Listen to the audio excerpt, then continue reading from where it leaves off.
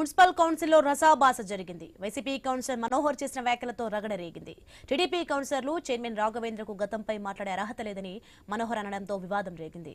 TDP కౌన్సిలర్లు తీవ్రంగా విరుచుకుపడ్డారు. చైర్మన్ ని కించపరిచే వ్యాఖ్యలు చేశారని ఆగ్రహం వ్యక్తం చేశారు. మనోహర్ ను మున్సిపల్ చైర్మన్ 3 నెలల పాటు సస్పెండ్ చేశారు.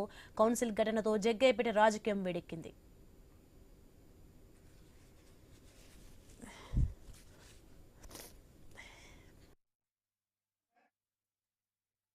మున్సిపల్ కౌన్సిల్లో రసాభాస జరిగింది. ఆ బ్రేకింగ్ న్యూస్ మనం చూస్తున్నాం. వైసీపీ కౌన్సిలర్ మనోహర్ చేసిన వ్యాఖ్యలతో రగడ రేగింది. టీడీపీ కౌన్సిలర్లు చైర్మన్ రాఘవేంద్రకు గతంపై మాట్లాడే అర్హత లేదని మనోహర్ అనడంతో వివాదం రేగింది. అసలు టీడీపీ కౌన్సిలర్లు తీవ్రంగా విరుచుకుపడ్డారు. ఇక చైర్మన్ ని కించపరిచే వ్యాఖ్యలు చేశారని ఆగ్రహం వ్యక్తం చేశారు. ఇదే అంశానికి సంబంధించి మరింత సమాచారం మా ప్రతినిధి యాకూబ్ ఫోన్లలో అందిస్తారు. ఎస్ యాకూబ్, కౌన్సిల్ ఘటనతో జగ్గయ్యపేట రాజకీయం వేడెక్కింది. ఏంటి ప్రస్తుత పరిస్థితి, ఎలా ఉంది అక్కడ, ఏంటి?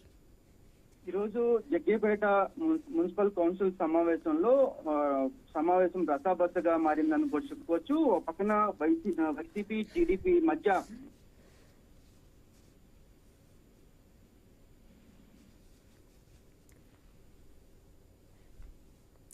యాకూబ్,